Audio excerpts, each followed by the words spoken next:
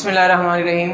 Students, आज हम renal failure का जो ट्रीटमेंट है वो देखने जा रहे हैं। मैंने बोला था कि रीनल फेलर को दो तरीक़ों से आप ट्रीट कर सकते हैं। एक हमारे पास डायलिसिस है जो कि टेम्परेरी है, और दूसरा जो हमारे पास तरीक़ाकार है वो लास्ट स्टेज पे जब रीनल फेलर पहुंच जाती है तो हमारे पास आखिरी एक ही हल बचता है, वो रीनल ट्रांसप्लांट का, यानी किडनी को मुकम्मल तौर पे आप तब्दील कर दें।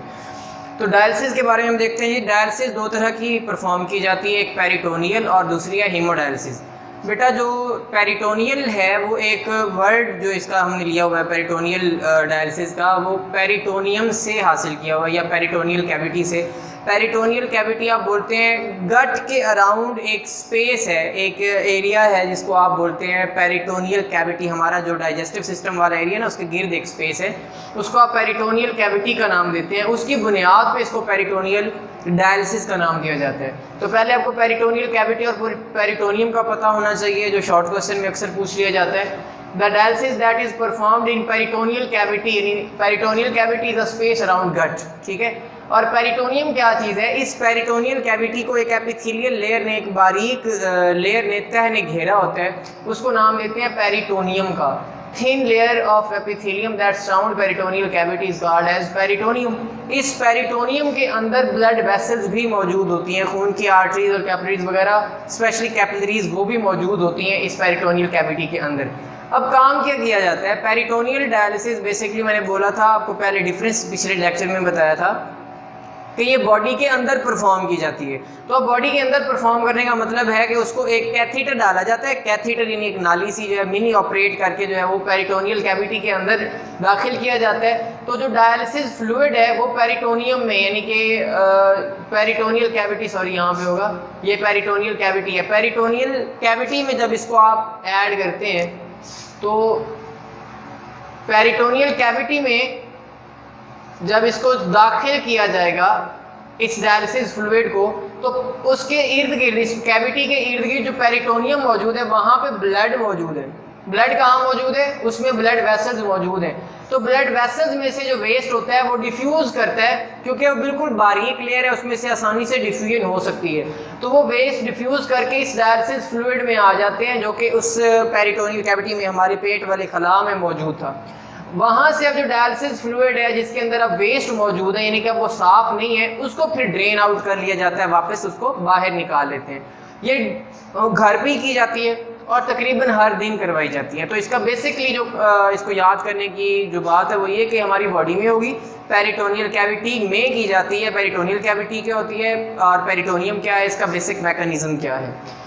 उसके बाद है जी हीमोडायलिसिस। हीमोडायलिसिस हम बोलते हैं the cleaning of blood through dialysis machine called as dialyser.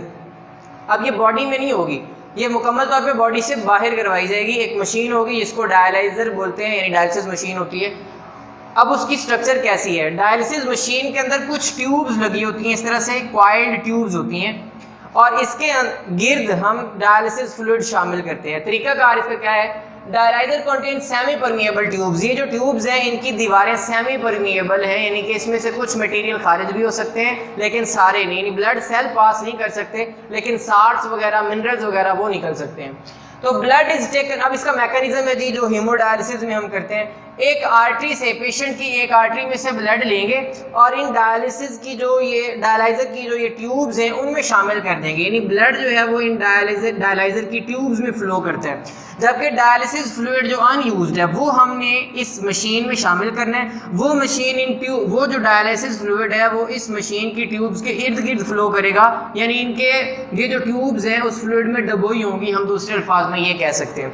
तो जब ब्लड इसमें शामिल होगा तो क्योंकि ये ट्यूब सेमी परमिएबल होती हैं, तो यहाँ से जो मटेरियल्स हैं, वेस्ट मटेरियल्स हैं, वो इस फ्लूइड में डिफ्यूज़ करना स्टार्ट कर जाते हैं, बाहर एक्सक्रीट होना स्टार्ट हो जाते हैं। अब ब्लड जब साफ़ हो जाता है तो उस ब्लड को दोबारा से, क्लीन ब्लड को दूसरी किसी आर्टरी में या वेन में उसको दाखिल कर देते हैं। इसके बाद ये हमारे पास, सॉरी, आर्टरी में दाखिल किया जाता है। यहाँ से फिर हमारे पास है जी डायलिसिस फ्लूइड जो हमने यूज़ कर लिया है, जो यूज़ हो चुका होता है, जिसमें मटेरियल ऐड होते हैं मुकम्मल तौर पे, उनको फिर आप दूसरे कंटेनर में, एक अलहदा कंटेनर में, यानी कि जो ख़राब हो चुका है वो जो यूज़ हो चुका है उसको सेपरेट कर लेते हैं। अनयूज शामिल होता रहता है वो अलग। इनको अलग करने के लिए भी एक मैकेनिज्म होता है, वॉल्व्स वगैरह इसके अंदर लगाए जाते हैं।